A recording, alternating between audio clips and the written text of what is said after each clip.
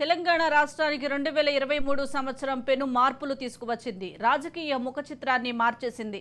నవంబర్లో జరిగిన ఎన్నికల్లో కాంగ్రెస్ పార్టీ అనూహ్యమైన విజయాన్ని సాధించింది. కేసీఆర్ ఉన్నంతకాలం ఆయనకు తెలంగాణ పాలకుని కిరీటం ఉంటుందని అనుకున్నారు. కానీ రాజకీయాల్లో అలాంటి అంచనాలు ఎప్పుడూ నిజమవ్వాలని లేదని ప్రజలు నిరూపించారు. కాంగ్రెస్ పార్టీకి పట్టం కట్టారు. ఇప్పుడు కేసీఆర్ ప్రతిపక్ష నాయకుడు, రేవంత్ రెడ్డి ముఖ్యమంత్రి. రేవంత్ రెడ్డి అనే పేరును నోటితో పలకడానికి కూడా ఇష్టం లేని కేసీఆర్ రేవంత్ రెడ్డి సభ నాయకుడిగా ఉన్న సభలో ప్రతిపక్ష నాయకుడిగా ఉండాల్సి వచ్చింది. సభకు హాజరవుతారా లేదా అన్న సంగతి పక్కన పెడితే రాజకీయం మాత్రం రివర్స్ అయింది. అదే కాలమహిమ. ఆ కాలం 2023లో పవర్ఫుల్ డేస్ను తీసుకువచ్చింది.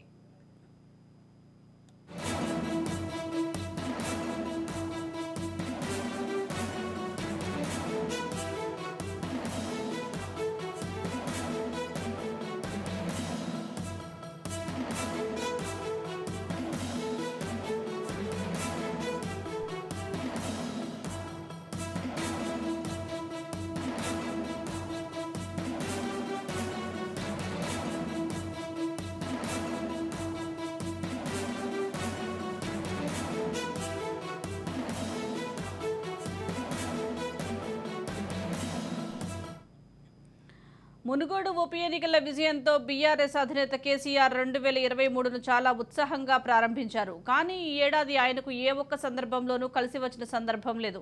ఎందుకంటే 2022 చివరిలో మునుగోడు ఎన్నికలు జరుగుతున్న సమయంలో ఫామ్ హౌస్లో ఎమ్మెల్యేల కొనుగోలు కేసు ఆయన చేతికి వచ్చింది. కానీ 2023లో అటు ఇటు తిరిగి ఆ కేసు సిబిఐ చేతికి వెళ్ళింది. ఎలాగులో సుప్రీంకోర్టుకు వెళ్లి సిబిఐ చేతికి వెళ్లకుండా చేసుకున్నారు. విచారణ జరగకుండా ఆపగలిగారు. విచారణ జరిగి ఉంటే కేసీఆర్కే ఇబ్బంది అయ్యేదన్న విశ్లేషణలు ఉన్నాయి. తర్వాత అనూహ్యంగా కేసీఆర్ బీజేపీపై యుద్ధం ప్రకటించడం తగ్గించేశారు. బీజేపీని విమర్శించడం ప్రారంభించారు. ఫామ్ హౌస్ ఎమ్మెల్యేల కొనుగోళ్ల కేసులో ఏకంగా బిఎల్ సంతోష్ను అరెస్టు చేస్తామని హడావుడి చేశారు. కానీ చివరికి పల్లెత్తు మాట అనలేని పరిస్థితి వెంటనే వచ్చింది.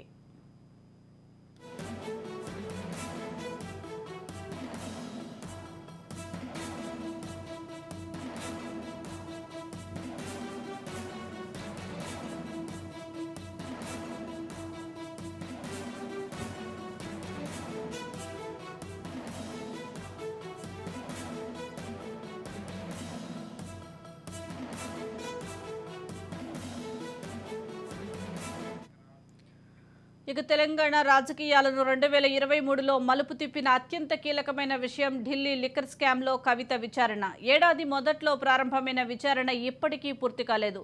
ఢిల్లీకి కవితను విచారణకు పిలిచి అరెస్టు చేస్తారన్నంత హడావుడి చేశారు. మార్చిలో ఢిల్లీలో విచారణకు పిలిచినప్పుడు ఈడీ ఆఫీస్ నుంచి రాత్రి 8 గంటల వరకు బయటకు రాకపోవడం, మహిళల్ని అరెస్టు చేసేటప్పుడు చేయాల్సిన ప్రాసెస్ ప్రారంభించడంతో ఇక అరెస్టు ఖాయమనుకున్నారు. కానీ వదిలేశారు. మళ్లీ ఇంతవరకు విచారణకు కూడా కవిత వెళ్లలేదు. బీజేపీతో రాజీ చేసుకోవడం వల్లనే కవిత అరెస్టు జరగలేదని, ఈ కారణంగానే ప్రజల్లో విస్తృతంగా ప్రచారం జరిగింది. ఢిల్లీ లిక్కర్ స్కామ్లో ఉన్నవారంతా అరెస్ట్ అయ్యారు. ఒక్క కవిత మాత్రమే బయట ఉన్నారు. కోర్టులో దాఖలు చేసిన ఛార్జిషీట్లలో కవిత ఎలా లబ్ధి పొందారో, అలా వచ్చిన సొమ్ముతో ఏ ఆస్తులు కొన్నారో కూడా విపులంగా చేర్చారు.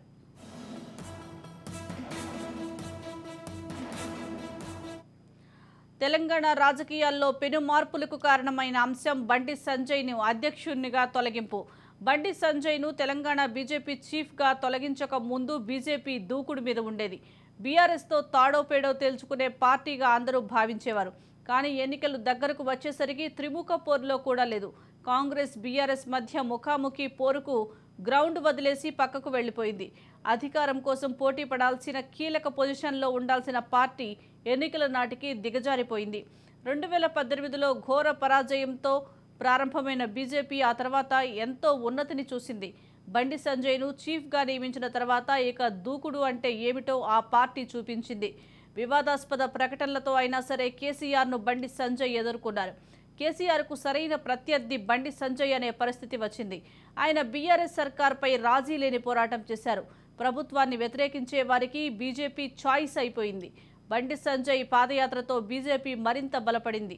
దుబ్బాక ఉప ఎన్నికల్లో గెలిచారు. గ్రేటర్ ఎన్నికల్లో మెరుగైన ఫలితాలు సాధించారు. కానీ చేరికలతో సైడ్ ఎఫెక్ట్లు రావడంతో మొత్తం డిస్టర్బ్ కావడం ప్రారంభమైంది.